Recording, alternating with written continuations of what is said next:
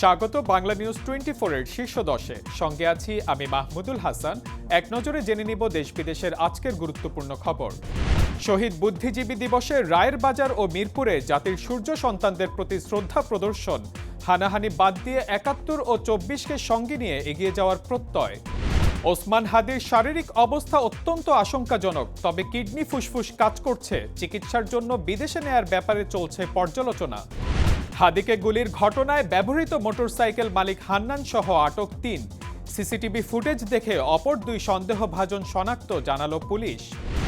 নির্বাচনকে সামনে রেখে গুপ্ত হামলার আশঙ্কা উড়িয়ে দিচ্ছে না নির্বাচন কমিশন। অনুপ্রবেশকারীদের ব্যাপারে রাজনৈতিক দলগুলোকে সতর্ক থাকার আহ্বান। 71-এর মতো আবারও ধর্মের ভিত্তিতে দেশকে বিভক্ত করছে একটি শক্তি, মন্তব্য মির্জা ফখরুলের।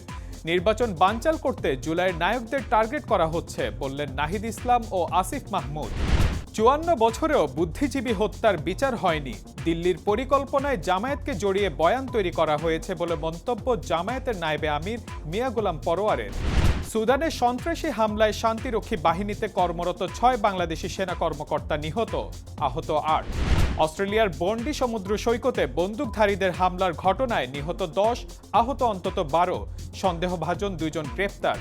যুক্তরাষ্ট্রের ব্রাউন ইউনিভার্সিটিতে আততায়ীর হামলায় নিহত 2, আহত অন্তত 9, সন্দেহভাজন 1 জন গ্রেপ্তার।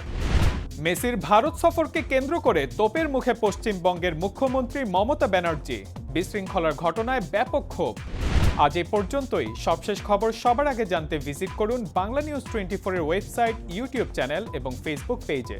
এতক্ষণ সাথে থাকার জন্য ধন্যবাদ।